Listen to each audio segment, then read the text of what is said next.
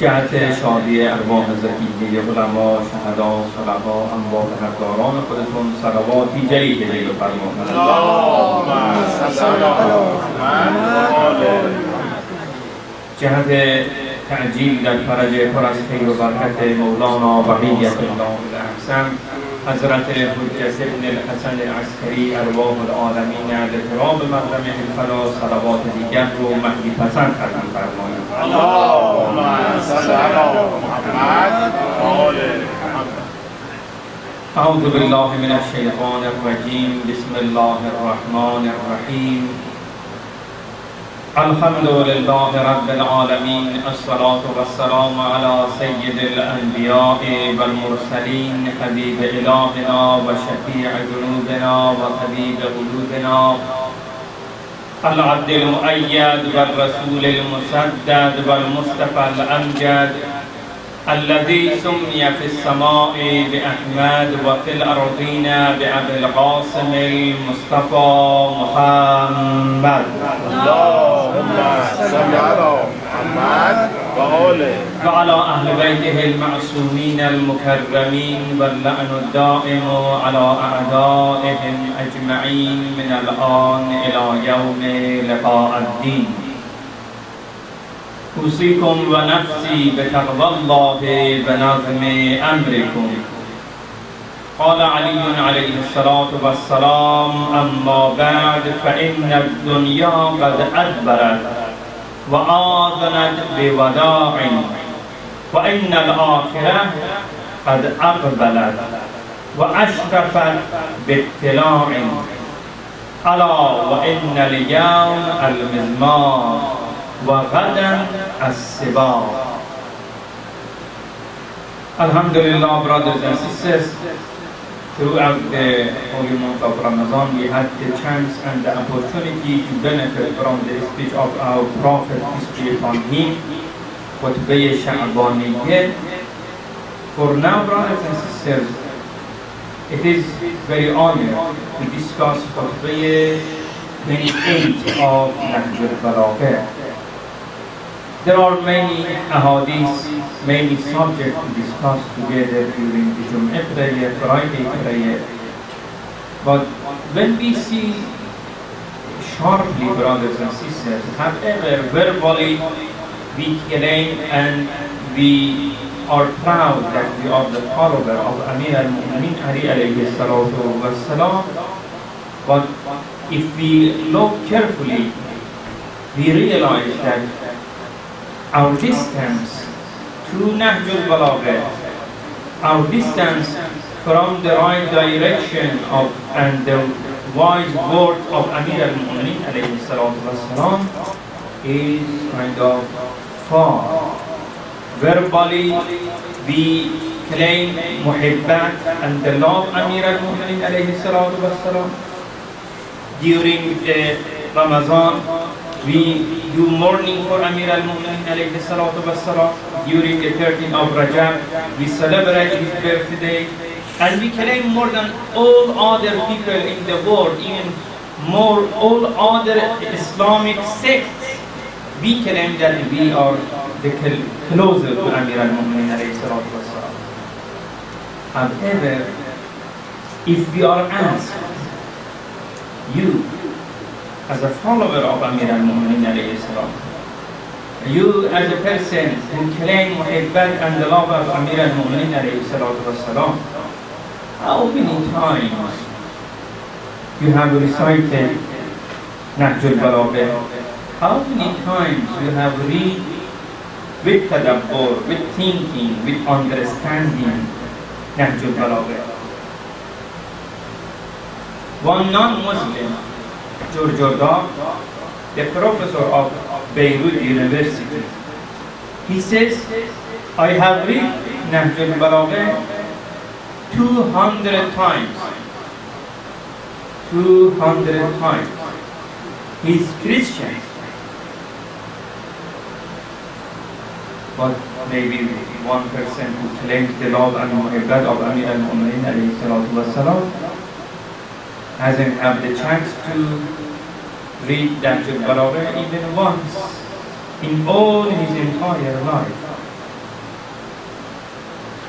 Even in some circumstances, brothers and sisters, we have here the ahadith of Amir al-Mu'mineen alayhi salatu wasalam here and there in some majalis, but that is kind of pick up the words, the sentences from one speech which is maybe 5 pages.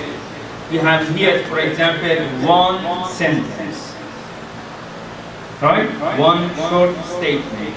Is that enough?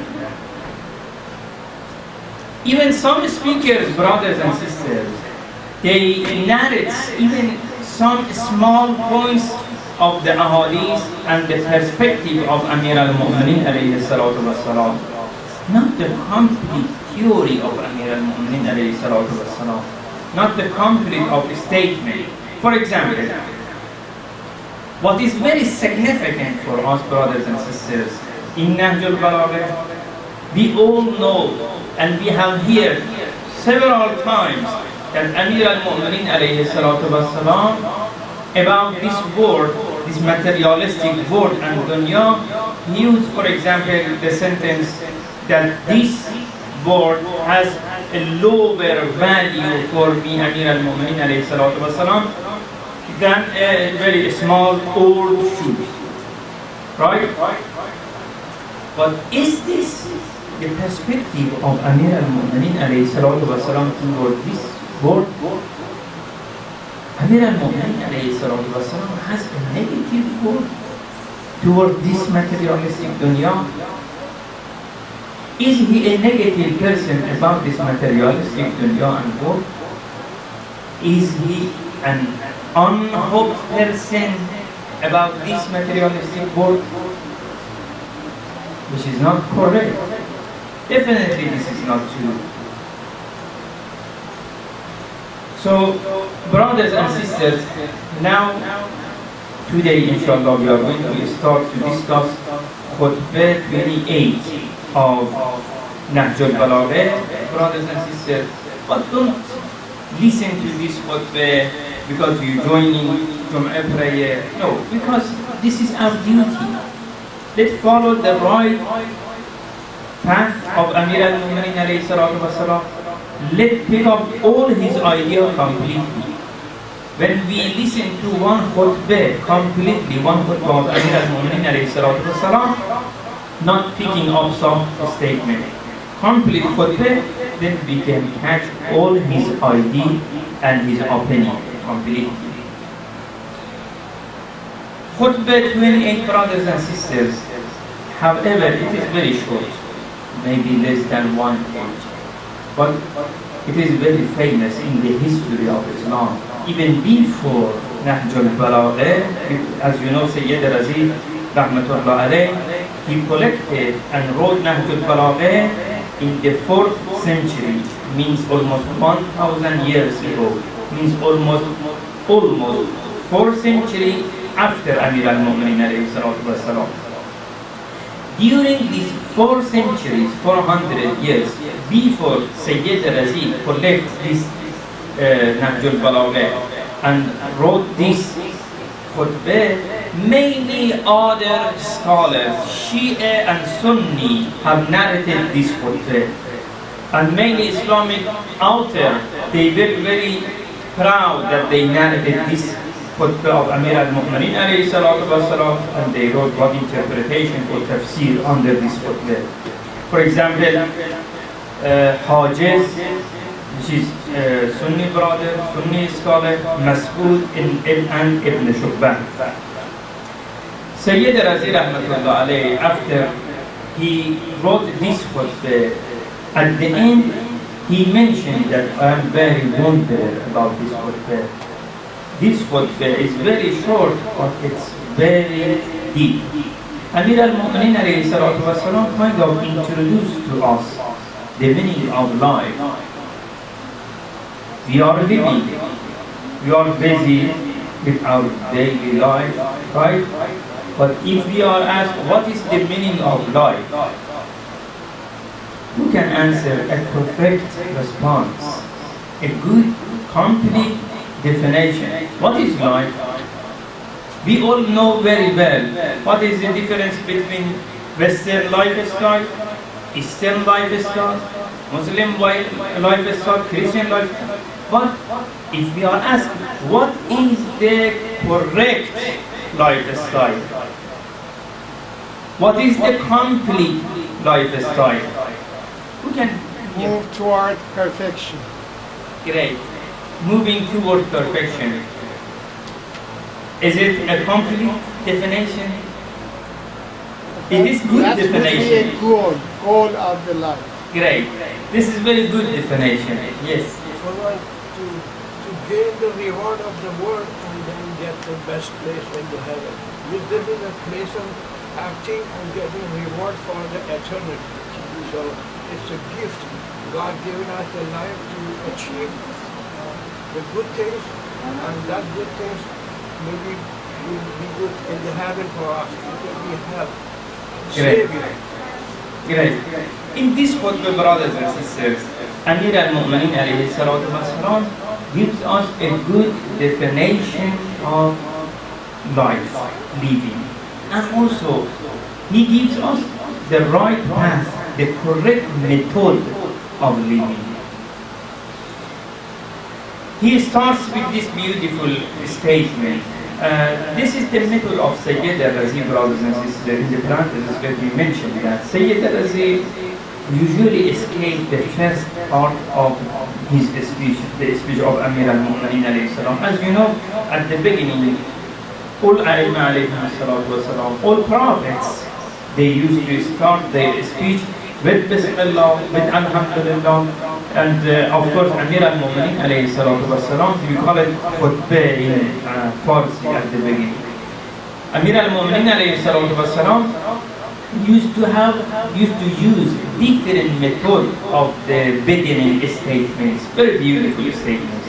But this is the method of Sayyid al-Razi. In order to go to the main part, he used to escape the first part, which is Alhamdulillah and Bismillah and Alhamdulillah.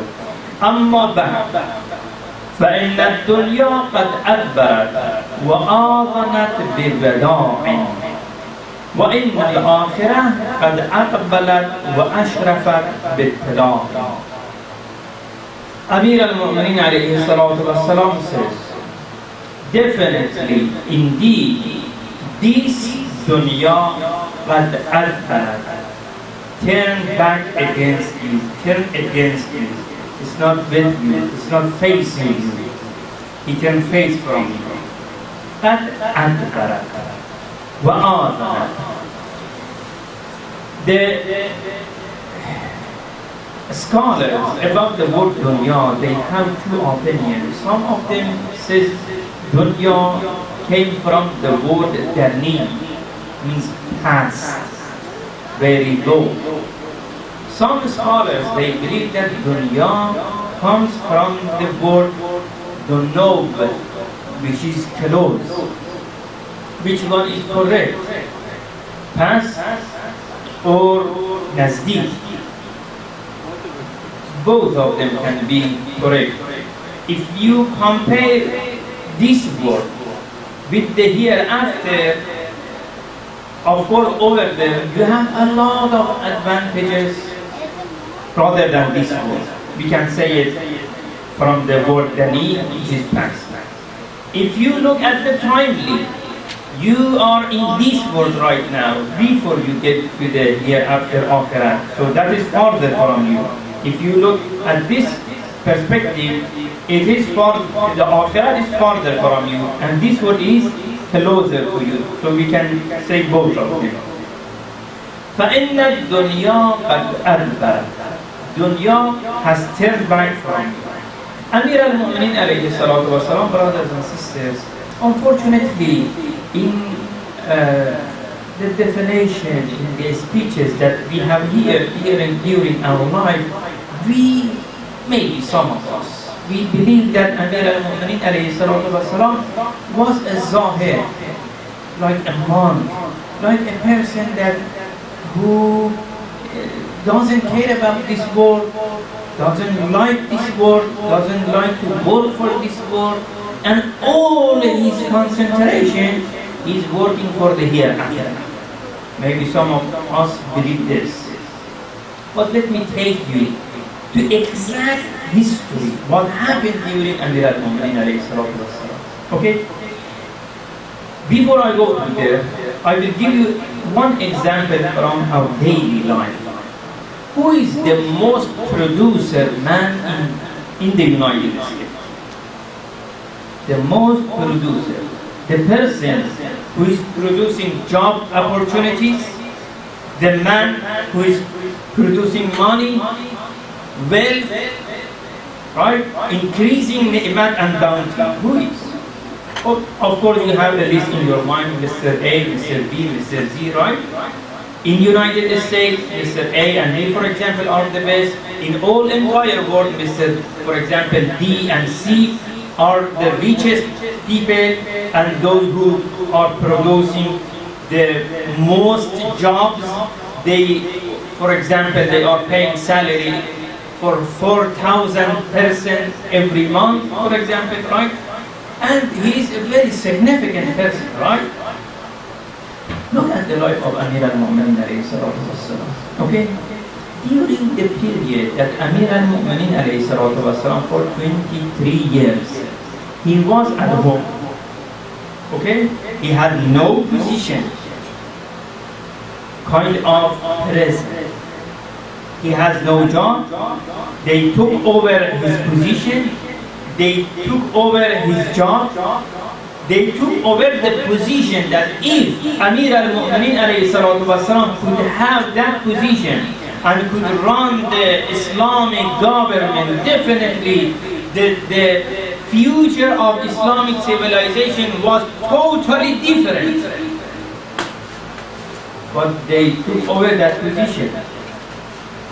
They put him in kind of a present. What is that present? When an able person, a person with high tolerance and potential is at home without his job, without his position, isn't it a present?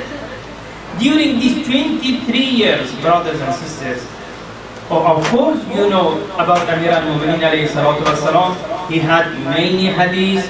He has completed Quran, he has completed Mus'haf al-Fatimah. About the scientific and knowledgeable aspects, you know very well, alhamdulillah. But how about the materialistic activities? During these 23 years, what Amir al-Mu'minin alayhi salatu wasalam did for this materialistic world? This is my point, brothers and sisters. I would like you to pay attention to this point.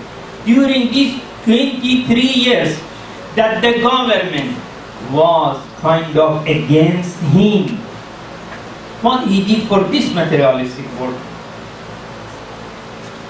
Those who had the chance to go to Hajj or Umrah after Medina Munawwarah, you go to wear your ihram in Masjid Shajara. Masjid Shajara is in very close to the area that Saudi Arab people, they call that area Abyar Ali. Abyar Ali. Still, it has the same sign in the map, Abyar Ali.